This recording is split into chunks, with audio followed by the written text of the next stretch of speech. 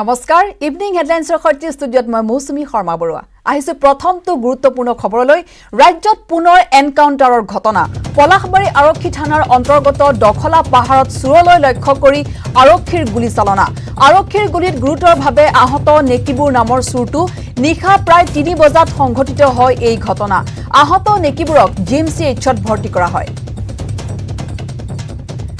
পুনৰ জনাইছো ৰাজ্যত পুনৰ এনকাউণ্টাৰৰ ঘটনা পলাশবাৰী আৰক্ষী থানাৰ অন্তৰ্গত দখলা পাহাৰত চুৰলৈ লক্ষ্য কৰি আৰক্ষীয়ে গুলীচালনা কৰে আৰক্ষীৰ গুলীত গুৰুতৰভাৱে আহত নেকিবুৰ নামৰ চুৰটো নিশা প্ৰায় 3 বজাত সংঘটিত হয় এই ঘটনা আহত নেকিবুৰক জিএমচিএইচত ভৰ্তি কৰা হৈছে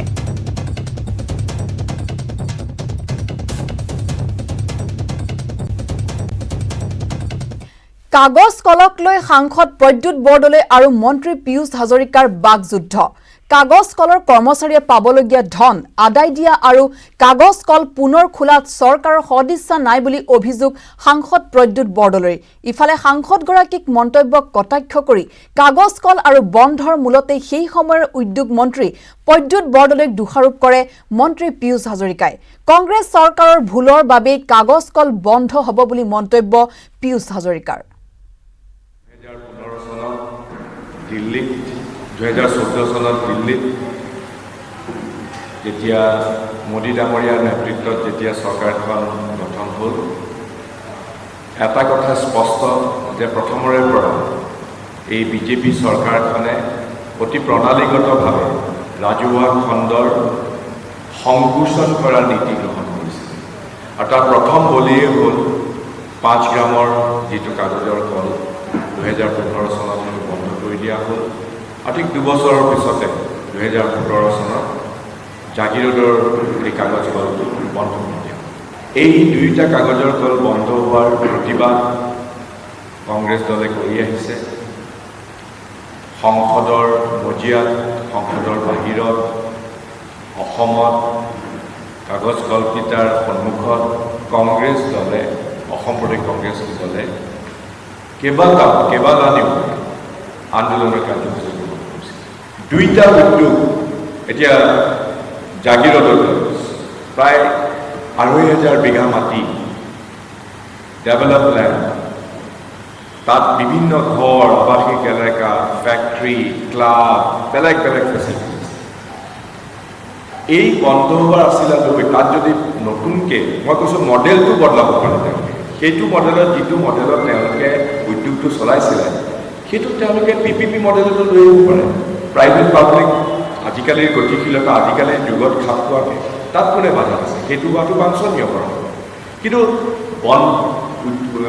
যন্ত্ৰপাতিবিলাক অকামিলাৰ কাৰণেই সেইটো বন্ধ কৰিব লাগে বুলি দিয়া যুক্তি কেতিয়াও গ্ৰহণ কৰিব নোৱাৰে এই গোটেই মিলটোৰ ধ্বংস হোৱাৰ মূল মানুহজন প্ৰদ্যুৎ বৰদলৈ তেওঁ লংগেষ্ট সময়ৰ কাৰণে ইণ্ডাষ্ট্ৰি মিনিষ্টাৰ আছিল যিখিনি সময়ত বাহিৰত কয়লাৰ মূল্য আছিলে 6,000 টকা সেইখিনি সময়ত 12,000 টকা পাৰ টন কয়লা কিনা হৈছিল প্ৰদ্যুৎ বৰদলৈ ডাঙৰীয়া ৱাজ দ্য ইণ্ডাষ্ট্ৰি মিনিষ্টাৰ দেন যিখিনি সময়ত জাগিৰোডৰ লোকেল ল'ৰাই 2,200 টকাত 2,100 টকাত বাঁহ ছাপ্লাই দিছিল তেতিয়া ডাঙৰ ব্যৱসায়িক 4,500 টকাত কি দিয়া হৈছিলে বাঁহ কিনিবলৈ বাঁহ তেওঁলোকৰ পৰা কিনিছিল বাহিৰত নৰ্মেল বজাৰ মূল্য 2,100 টকা আৰু তেওঁলোকে কিনিলে 4,200 টকা কয়লাৰ মূল্য 6,000 টকা কিনিলে কিমান টকাত 12,000 টকা তেতিয়া কাৰ গভৰ্ণমেণ্ট আছিল কংগ্ৰেছ গভৰ্ণমেণ্ট আছিল দিল্লীতো কংগ্ৰেছ গভৰ্ণমেণ্ট আছিল অসমতো কংগ্ৰেছ গভৰ্ণমেণ্ট আছিল প্ৰদ্যুৎ বৰদলৈ ডাঙৰীয়া সেইখিনি সময়ত ইণ্ডাষ্ট্ৰি মিনিষ্টাৰ আছিলে গোটেই এই মিল দুটা ধ্বংস হোৱাৰ মূলতে কংগ্ৰেছ দল আৰু প্ৰদ্যুৎ বৰদলৈ ডাঙৰীয়া মানকাছৰৰ পুবেৰ গাঁৱত ড্ৰাগছৰ বিৰুদ্ধে আৰক্ষীৰ অভিযান 2,450টা নিচাজাতীয় টেবলেট সহ এজন সৰবৰাহকাৰী গ্ৰেপ্তাৰ ড্ৰাগছ সৰবৰাহকাৰীটো মানকাছৰ পুবেৰ গাঁৱৰ জিয়াদুল ইছলাম নিশা আৰক্ষী অভিযান চলাই আৰক্ষী উদ্ধাৰ কৰে নিচাজাতীয় টেবলেটখিনি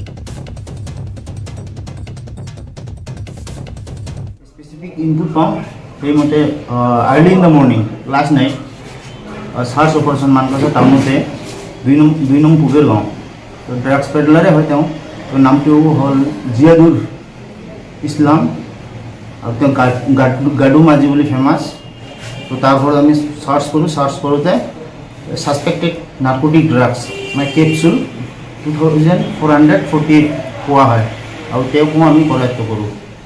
তো কৰায়ত্ব কৰি অধিক সোধা পোছাৰ কাৰণে আনিছোঁ। তো ইনিচিয়েলি আমি গম পাইছোঁ যে কোচবিহাৰৰ পৰা বস্তুখিনি আনে। ইয়াৰ আগতে তেওঁ ঘূৰিছিল নেকি?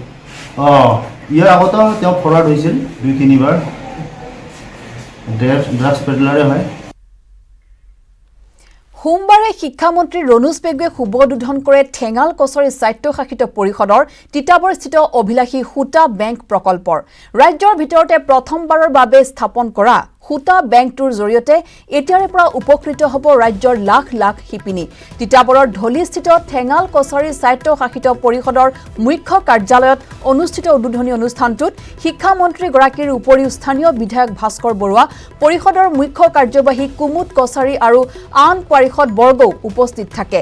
শিক্ষামন্ত্ৰী ৰণোজ পেগুৱে ঠেঙাল কছাৰী স্বায়ত্তশাসিত পৰিষদৰ সূতা বেংক আৰু ইয়াৰ পৰিচালন প্ৰক্ৰিয়া প্ৰত্যক্ষ কৰি অভিভূত হৈ পৰে। উল্লেখযোগ্য যে সূতা বেংকৰ জৰিয়তে পৰিষদে ৰাজ্যৰ শিপিনীসকলক একাউণ্টৰ দ্বাৰা সূতা যোগানৰ এক অভিলাষী পদক্ষেপ গ্ৰহণ কৰিছে।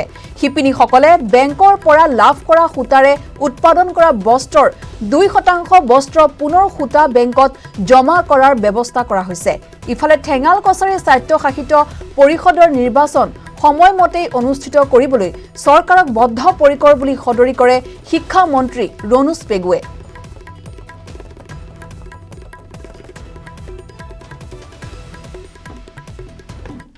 আৰু ইয়াৰ লগে লগে এতিয়াৰ বাতৰিৰ পৰা মই মৌচুমীয়ে বিদায় লৈছো। ধন্যবাদ।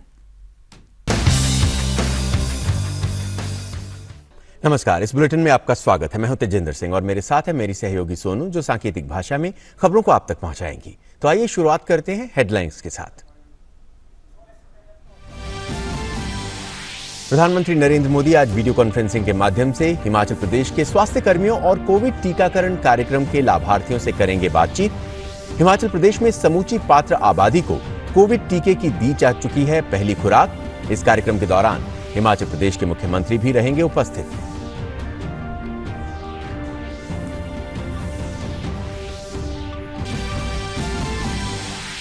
राष्ट्रव्यापी टीकाकरण के तहत लगाए जा चुके हैं 68 करोड़ 46 लाख से अधिक कोविड रोधी टीके। गोवा में 13, तमिलनाडु में 15 और हरियाणा में 20 सितंबर तक कर्फ्यू बढ़ा। वहीं कर्नाटक और लेह में 6ठी से 8वीं कक्षा के आज खुल रहे हैं स्कूल। ओडिशा, सिक्किम और असम में भी आज से खुल रहे हैं शैक्षिक संस्थान।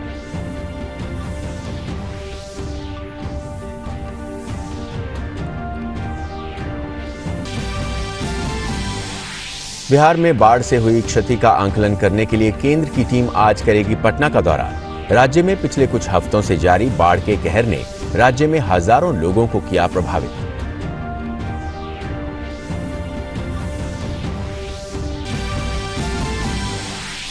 संयुक्त राष्ट्र के मानवीय मामलों के अवर महासचिव मार्टिन ग्रिफिथ्स ने तालिबान नेता मुल्ला बरादर से की मुलाकात। अफगानिस्तान की पंजशीर घाटी में तालिबान बलों का विरोध करने वाले अफगान विपक्षी समूह के नेता ने कहा, लड़ाई को समाप्त करने के लिए बातचीत के समझौते के लिए धार्मिक विद्वानों के प्रस्तावों का करते हैं स्वागत।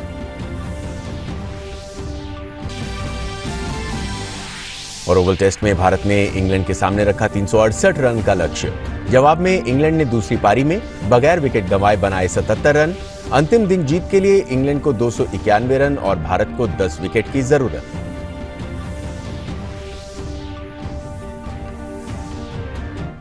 और आइए देखते हैं खबरों को विस्तार से।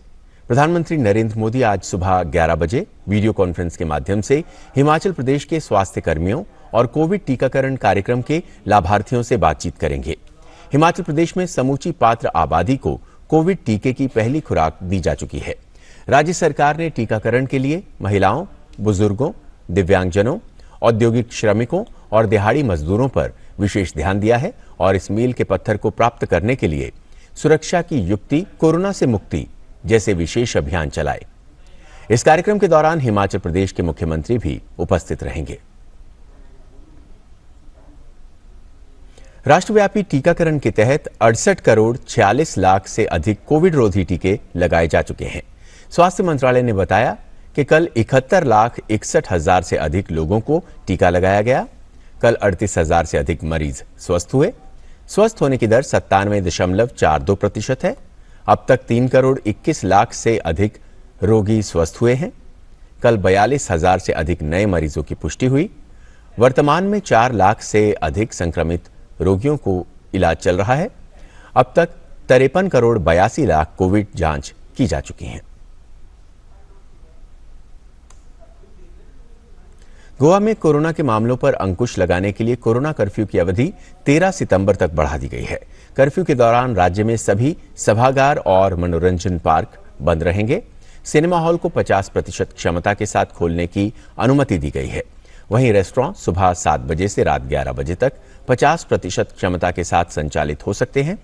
राज्य में कर्फ्यू पहले इस साल 9 मई को लागू किया गया था और तब से इसे नियमित तौर पर आगे बढ़ाया जा रहा है। तमिलनाडु सरकार ने राज्य में लगे लॉकडाउन को 15 सितंबर तक बढ़ा दिया है। इस दौरान नियमों का कड़ाई से पालन करने की अपील की गई है। नए नियमों के अनुसार सरकार ने समुद्र तटों पर प्रतिबंध लगा दिया है। इसके अलावा रविवार के दिन सार्वजनिक समारोहों को करने की अनुमति नहीं दी जाएगी। नए आदेश के मुताबिक शुक्रवार से रविवार तक सभी धार्मिक स्थल बंद रहेंगे।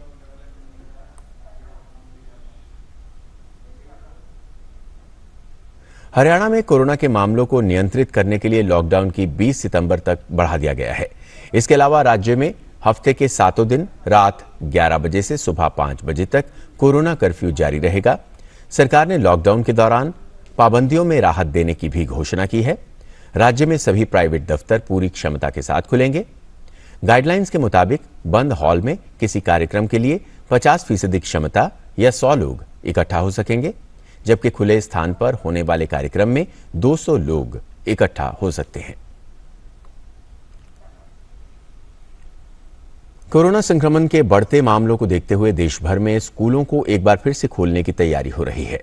इसी दिशा में कदम उठाते हुए कर्नाटक में आज से 6ठी से 8वीं कक्षा तक के स्कूल फिर से खुल रहे हैं। स्कूलों में सप्ताह में 5 दिन काम रहेगा।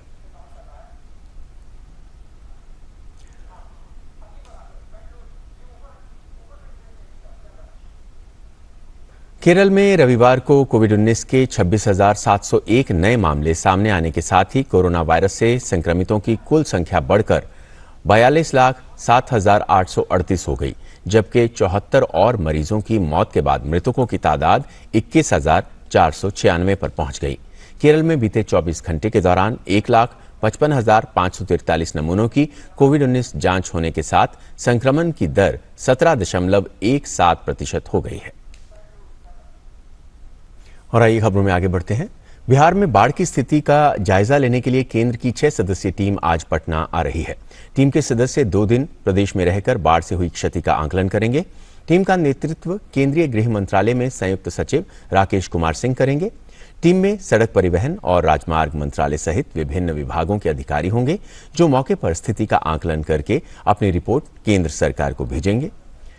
राज्य के विभिन्न जिलों में बाढ़ की स्थिति अभी भी गंभीर बनी हुई है। बाढ़ के कारण राज्य के कई हिस्सों में सड़क यातायात बाधित है। दरभंगा और समस्तीपुर रेलखंड पर बाढ़ के कारण ट्रेन सेवा बाधित है। केंद्रीय स्वास्थ्य मंत्री मनसुख मंडाविया ने इटली द्वारा आयोजित G20 समूह के स्वास्थ्य मंत्रियों की बैठक में भाग लिया। मनसुख मंडाविया ने कहा कि इटली में शैक्षणिक संस्थानों में पढ़ रहे भारतीय छात्रों को यात्रा में प्राथमिकता देने और स्वास्थ्य और चिकित्सा के क्षेत्र में द्विपक्षीय सहयोग बढ़ाने पर अपने इटली समकक्ष रॉबर्टो स्पेरांजा के साथ चर्चा की। उन्होंने ट्वीट कर जानकारी दी कि इटली के स्वास्थ्य मंत्री रॉबर्टो स्पेरांजा ने के साथ बातचीत में स्वास्थ्य और चिकित्सा के क्षेत्र में दोनों देशों के बीच द्विपक्षीय सहयोग बढ़ाने के लिए चर्चा की। केंद्रीय स्वास्थ्य मंत्री ने कहा, इटली के शैक्षणिक संस्थानों में दाखिला लेने वाले टीका ले चुके भारतीय छात्रों को यात्रा में प्राथमिकता देने पर चर्चा की। साथ ही इटली की दवा कंपनियों को भारत में निवेश करने और अपने कारोबार का विस्तार करने के लिए आमंत्रित किया।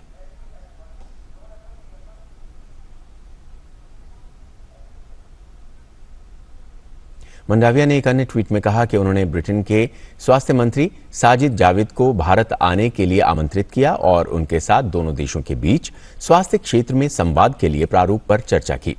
मंडाविया ने अन्य ट्वीट में कहा कि ब्रिटेन ने भारत के कोविड-19 प्रबंधन की सराहना की और आधी से अधिक आबादी को कोरोना वैक्सीन की पहली खुराक देने के लिए बधाई दी।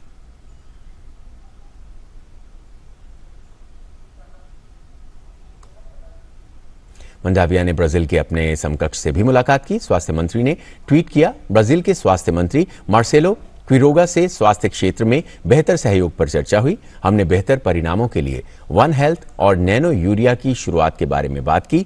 साथ ही टीबी के खिलाफ ब्राजील के अभियान में सहायता के लिए भारत के पूर्ण सहयोग की पेशकश की।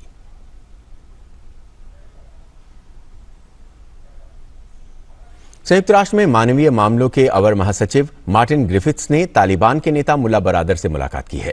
काबुल के विदेश मंत्रालय में हुई इस मुलाकात के दौरान मार्टिन ग्रिफिथ्स ने कहा, संयुक्त राष्ट्र अफगानिस्तान के साथ अपना समर्थन और सहयोग जारी रखेगा। मार्टिन ग्रिफिथ्स ने मुल्ला बरादर से मुलाकात के बाद ट्वीट करते हुए कहा कि मैंने अफगानिस्तान में लाखों जरूरतमंद लोगों को निष्पक्ष मानवीय सहायता और सुरक्षा प्रदान करने के लिए संयुक्त राष्ट्र की प्रतिबद्धता की पुष्टि करने के लिए तालिबान के नेतृत्व से मुलाकात की।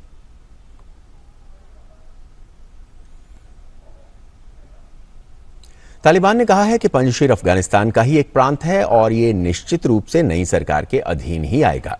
तालिबान नेता अहमद वसीक ने कहा कि तालिबान को विश्वास है कि वो पंजशीर में लड़ाई जीतेगा।